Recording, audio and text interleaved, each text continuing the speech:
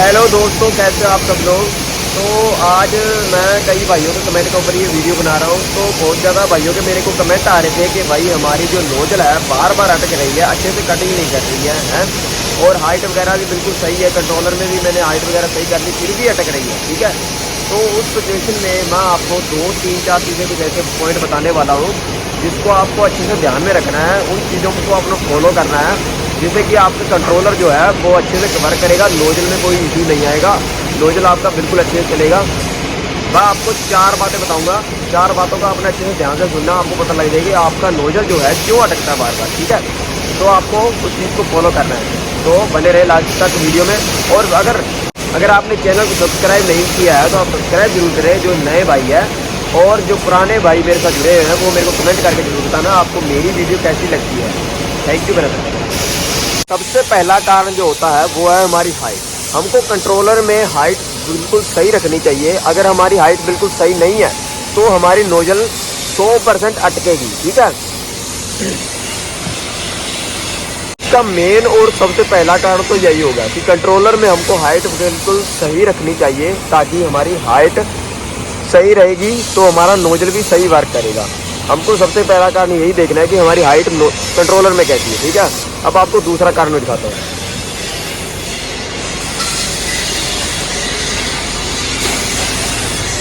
भाई दूसरा कारण ये जो है अर्थ। ठीक है, जो हमारे प्लाज्मा का जो अर्थिंग होता है, ये देखो यहाँ से, तो मैंने इसके ऊपर ये कवर कर रखा है। तो कई बार क्या है कि ऐसा कुछ कंडीशन में हमारे अर्थिंग में यहाँ से ना थोड़ा बहुत लोहा चला जाता है, जिसके कारण अर्थिंग सही से नहीं मिलती। हमको इसको टाइम टू टाइम सफाई से साफ करना चाहिए, ताकि जो कचरा है लोहा है वो निकल जाए और हमारे अर्थिंग में कोई दिक्कत ना आए। और कई बार क्या कि हमको पता भी नहीं लगता, हमको लगता है बिल्कुल अर्थिंग सही है, तो हमको ऐसे टच करके देखना चाहिए। अगर अर्थिंग गर्म है, ठीक है, अगर अर्थ गर्म हो रहा है तो उसका मतलब है कि अर्थिंग सही से नहीं हो रही। ठीक है, हमको सफाई करनी चाहिए, इस चीज़ के अंदर आपको सफाई करनी चाहिए। अगर आपका अर्थ गर्म हो रहा है तो ठीक है, इस चीज़ के अंदर आपको सफाई करनी चाहिए। ठीक है, ये गर्म नहीं होना चाहिए। अगर गर्म हो रहा है तो आपको इसकी सफाई करनी चाहिए। ठीक है, तो दूसरा काम ये हो गया, इसकी आपको मशीन के मतलब अर्थिंग की सफाई करनी चाहिए टाइम टू टाइम, ताकि ये अर्थ अच्छे से दे सके। और अर्थ का ध्यान रखना चाहिए। कई बार क्या होता है कि हमारे यहाँ पे क्या होता है कि अर्थ शीट से लग के ना कई बार नीचे गिर जाता है, तो मैंने इसको अच्छे से बांध रखा है ताकि ये बार बार नीचे ना गिरे और कोई दिक्कत ना आए। और अब एक आपको तीसरा कारण दिखाता हूँ।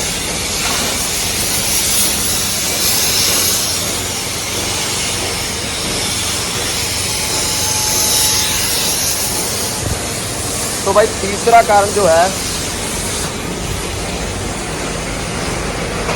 वो है ये, आपको नोजल चेक करना है कि आपके जो इलेक्ट्रोड है वो ख़त्म हो गए हैं या नहीं। जैसे कि ये मेरे इलेक्ट्रोड है, ये ख़त्म हो चुके हैं। देखो, ये कटिंग नहीं करेंगे अब बिल्कुल भी, क्योंकि अगर करेंगे भी तो बिल्कुल बेकार कटिंग करेंगे। हमारे इलेक्ट्रोड बिल्कुल ख़त्म हो चुके हैं। ये हमारा तीसरा कारण है। तो आपको इलेक्ट्रोड अच्छे से चेक करना चाहिए कि हमारे इलेक्ट्रोड ख़त्म हो चुके हैं या नहीं।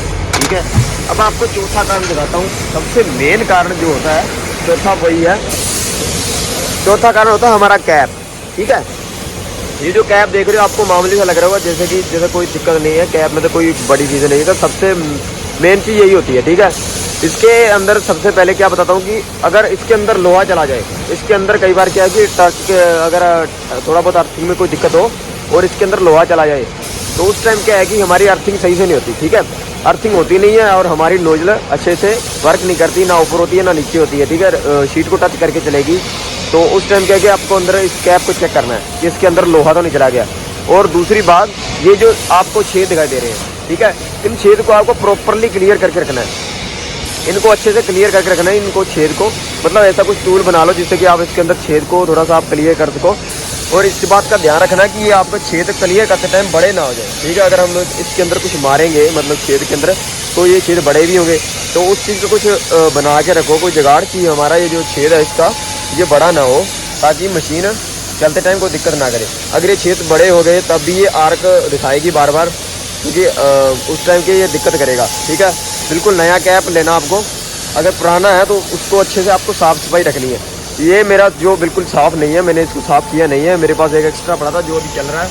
और ये दूसरा है, वो मैंने जल्दबाजी में वो मैंने इसके लगा दिया और ये रख लिया, क्योंकि ये मतलब कई बार क्या है कि इमरजेंसी में काम आता है मेरे को। ठीक है, उस टाइम के लिए मैंने रख रखा है, तो ये उसके लिए। ये देखो, ये कैप बिल्कुल बहुत गंदा हो चुका है, मैं इसको साफ़ करूँगा। इसकी ये वाले 2 छेद बंद है, ये वाले 2 छेद बंद है और बाकी की चालू है, ये देखो बाकी के साफ है। ठीक है, इस तरह से आपको पूरे के पूरे छेद अच्छे से साफ सफाई रखनी है। बाई चांस एक आधा छेद बंद भी होता है, उसमें कोई ज़्यादा दिक्कत नहीं होगी, बट आपको साफ रखना है इसको अच्छे से। अगर हो सके तो सारे के सारे छेद अच्छे से साफ रखो। ठीक है, मेन कारण यही होता है कैप का। ठीक है, मेरे को भी स्टार्टिंग में लगता था कि कैप का क्या रीज़न हो सकता है, बट मुझे भी धीरे धीरे पता लगा कि कैप का सबसे मेन रीज़न होता है। ठीक है, यही होता है। और दूसरी बात, दूसरी क्यों एक आपको लास्ट बात बताता हूँ कि सबसे इम्पोर्टेंट है कि आपको हर चीज़ को चेक करना चाहिए, थोड़ा बहुत चेक करते रहना चाहिए, जिससे कि आपको बार बार किसी और पर डिपेंड ना रहना पड़े कि मशीन चलाते टाइम कि भाई ये कैसे होगा, ये कैसे होगा, ये क्यों हो रहा है। आपको छोटी मोटी चीज़ें खुद से चेक करना सीखना चाहिए कि हमको ये चीज़ थोड़ा सा चेक करना, ये चीज़ थोड़ा चेक कर लें।